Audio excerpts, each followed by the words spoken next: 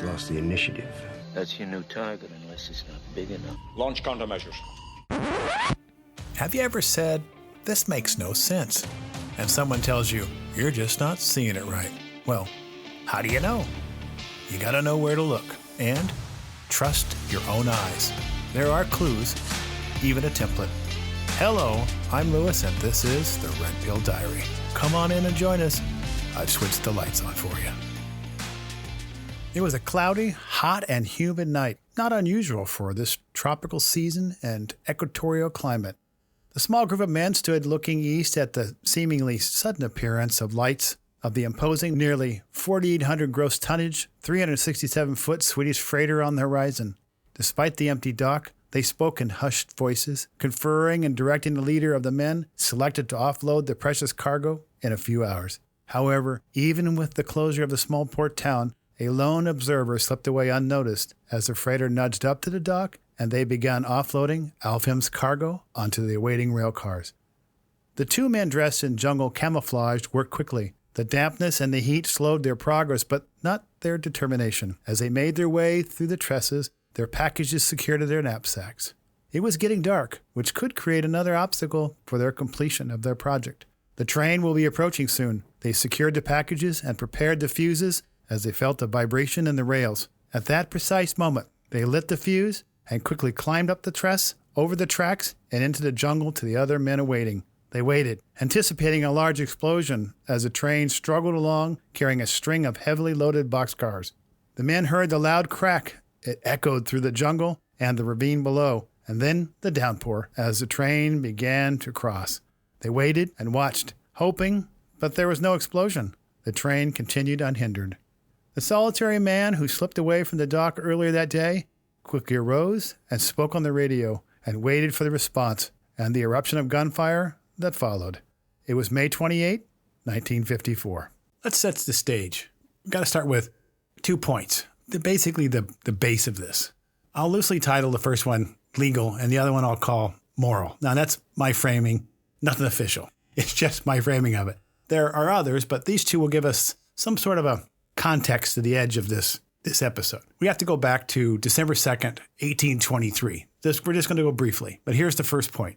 President James Monroe, in his foreign policy position that he articulated to the annual report to Congress, and we know it as the Monroe Doctrine, in my nutshell, quote unquote, essentially he's speaking for the U.S. in that he warned the European powers against further colonialization in Latin America. It was a position that opposed European colonialism and essentially all foreign powers in the Western Hemisphere. It held that, or still does to some extent, any intervention in the political affairs of the Americas by foreign powers is a potentially hostile act against the United States. Why? Because the Western Hemisphere was within the U.S. sphere of influence. Now, jump forward to 1840s. You have President James Polk, the 11th president, and he used the term manifest destiny. I'm sure you've heard that before. And he argued European powers shouldn't interfere with projected territorial expansion. Now, that would deal with the West Coast, Oregon, during that period of time. Grover Cleveland, who happened to be the 22nd and 24th president into the 19th century, he wrapped it up essentially implying that the Americans had a national interest in any matter of substance within the hemisphere. Forward that to Teddy Roosevelt, and he added what was called the Roosevelt Corollary, and this was in 1904. He essentially asserted kind of a police power or a moral imperative that in cases of flagrant and chronic wrongdoing by a Latin American country, now that's a pretty broad and vague terms, the United States could intervene in that country's internal affairs. So Roosevelt and others used this aggressive interpretation going forward to intervene throughout Central America in what they would term or define as flagrant and chronic wrongdoing, which continued with multiple U.S. interventions, including, in this case, Guatemala. Now let's jump to the 20th century. Now we're going to talk about the second point, this moral point. Before we start, we need to put this in a box. When someone uses the term Red Scare, that's really kind of defined as a moral panic or a supposed rise, real or perceived, of these influencing left ideology, especially communism. And essentially, it refers to two real distinct periods of time. The first Red Scare was between 1917 and 1920, which occurred immediately after World War I. It revolved around a perceived threat from, the American labor movement, anarchist revolution, political radicalism, kind of followed the social movements in Germany and Russia during the 19th and early 20th century. So the Bolshevik Revolution, you've got fascism, you've got all these things going on. That would be within that time frame. Now, the second Red Scare was between 1947 and 1957, which occurred immediately after World War II, which was preoccupied with the perception, real or perceived, that national or foreign communists were infiltrating or subverting American society and the federal government. Now, you'll also hear the phrase for national security interests or interests in national security. That phrase gets used in order to justify some intervention somewhere in the world based on that premise that we have a duty or an obligation or a legal right to intervene because it affects our, that being the United States, national interest. That's a very broad term that's used to justify a lot of conduct, rightly or wrong, but it is what they use. So you can see that the government has interacted or intervened. In this case, in the 1950s, we're going to see our government intervenes in Central America. And in this case, in 1950, right after the coup d'etat in Iran, now we see them intervening in Central America in Guatemala. So now that we have the base set, now we need to work on some background about Guatemala and the players and the cast of characters that we've got in this. And these names are going to be familiar because you have heard them before. And you will hear them again in future episodes, especially around the turn of the 19th century. There will be others that pop up that are either related to these individuals, like I keep saying over and over again, or they are involved in same or similar kinds of conduct or behavior as these individuals here. So you ask, why is this important? Well, it's because this type of behavior that repeats itself, or at least rhymes, you can then see or ask the question, is this happening here and in now? And this is going to show up when we get farther along in this episode, because we're going to get to a point where we're going to stop and we're going to analyze this conduct. And then we're going to say, how did it get there? And what are they doing now? Or have they done it again? That's the kind of questions we want to ask. And that's the whole point. Now, a little background on Guatemala. In 1931 to 1944, Jorge Ubico was the president of Guatemala. He was elected, but he was the only candidate. He was a general in the Guatemalan army. He continued his predecessor's policy of giving massive concessions to the United Fruit Company and wealthy landowners. He basically supported their harsh labor policies. He was described, or has been described, as one of the most oppressive tyrants Guatemala has ever known, who actually compared himself to Adolf Hitler.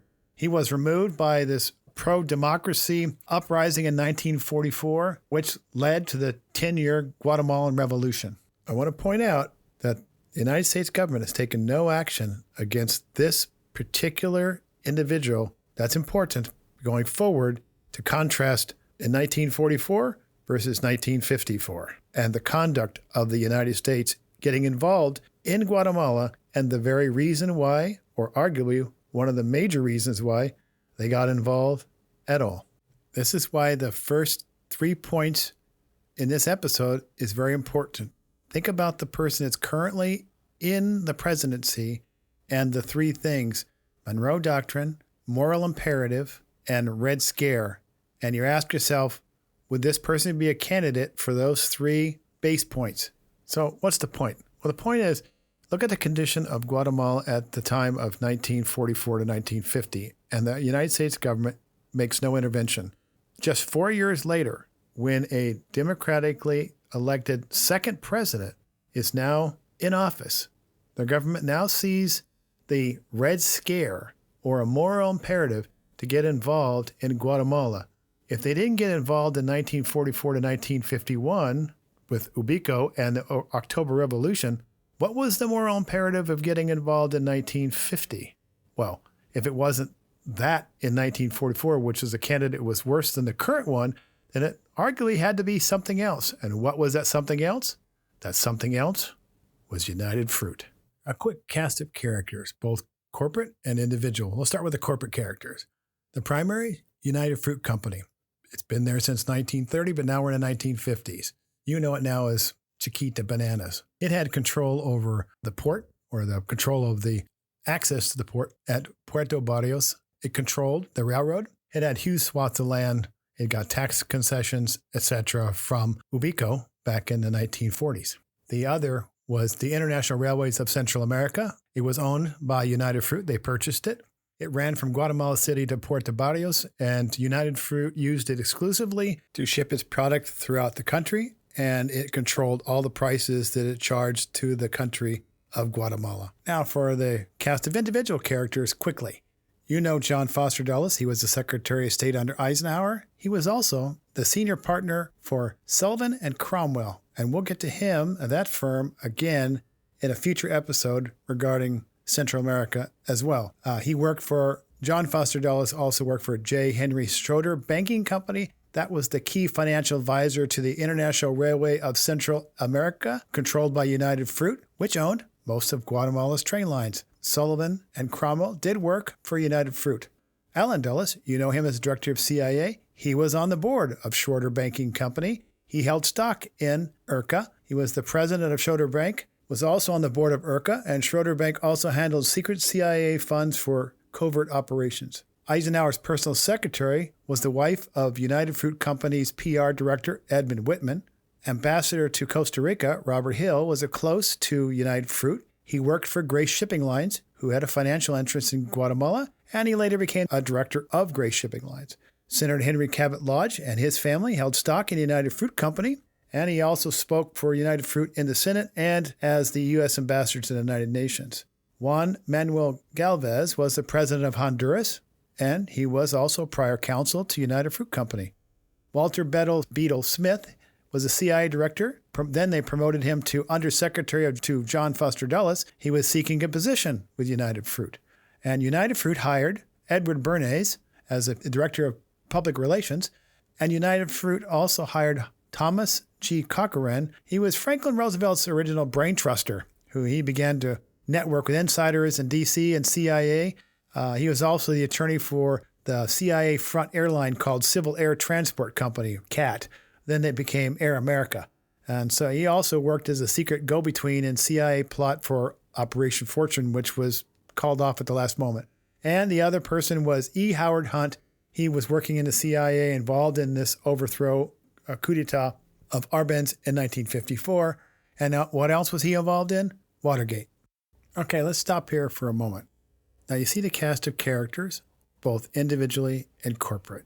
And you've got a background of Guatemala, and you have a background of kind of how the United States government considered its conduct or its relationship with the Central American countries, South American countries at the time. You saw who and what Ubico was and like, and now you see this second person who was democratically elected all of a sudden becomes a problem. Why is he now all of a sudden a problem? That's the question. What's changed? What changed was Decree 900.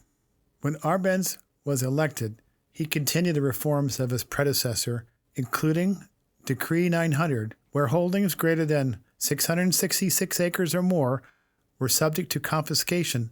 Under what? The Guatemalan Constitution enacted in when? 1944, 7 years prior to him becoming the president. Now, he was actually enforcing what had been on the books since 1944. So who do you think this affected the most? The U.S. company holding the most land. And who was that? United Fruit. So now ask yourself, why the change? United Fruit went crying to the United States government because they're about to lose this land. The irony is, it was land they weren't even using. It was fallow. They were keeping the land in case they needed it because of some disease in the banana plants. But they weren't using the land. It was sitting, and it was the most desirable, arable land in Guatemala, and they had huge swaths of it. They were only using about 15% of the land in which they controlled. So the problem was that Arbenz wasn't a threat to them. He wasn't a Marxist. He wasn't a communist. Now, his wife might have had some socialist tendencies or was more of a socialist minded in Central America. Well, that wasn't unusual. It wasn't that Arbenz wasn't a known commodity. He was been around since 1944, so the United States government knew of him. The problem was now he was going to take the land of this corporation, which all of these individuals arguably had some sort of financial or political interest in, and United Fruit had political power also because of these ties in the United States government. That's when all this became extremely interesting. So what was United Fruit's solution? Think back to the last episode. What did the United States just get finished completing about a year and a half before this incident? They just finished a successful coup d'etat where? In Iran. And they picked up what? A bunch of oil interest. That success could be brought right here. But what they needed, what they didn't have there, what they wanted to have here, is Edward Bernays, the father of public relations. What was Edward Bernays' job? Propaganda. The same type of propaganda he used in World War I with George Creel and Walter Lippmann in convincing the United States that they needed to enter into World War I, and that was his expertise. He was successful in World War I. He would be successful here. His job was to both convince the American public the need for intervention in Central and South America because the communists were infiltrating Guatemala through the current president.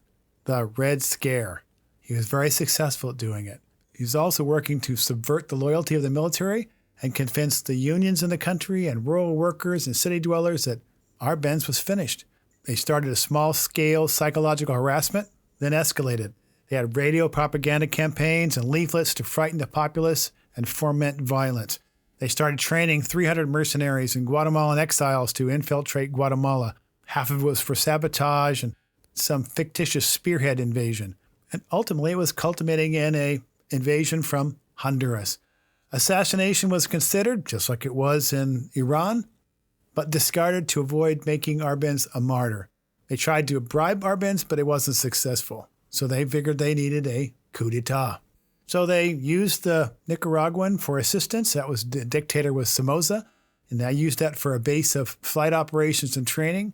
The CIA created a dummy arms company and began shipping Soviet-style arms to Panama in the Canal Zone and smuggled them into Guatemala for the use for the quote-unquote fake Soviet takeover. They created a nonprofit medical assistance in order to purchase airplanes to send the airplanes into Guatemala. These were World War II aircraft without looking like they're sending the aircraft.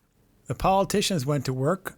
John Foster Dulles pushed the Caracas Declaration of Solidarity in 1954, basically the resolution adopted in March of that year. We had used a Monroe Doctrine, but that didn't sell well with the Central and South American countries, so they saw that as U.S. imperialism. So what they wanted to do was to propose to condemn Guatemala and set the stage for upcoming actions, claiming they were being infiltrated by communists.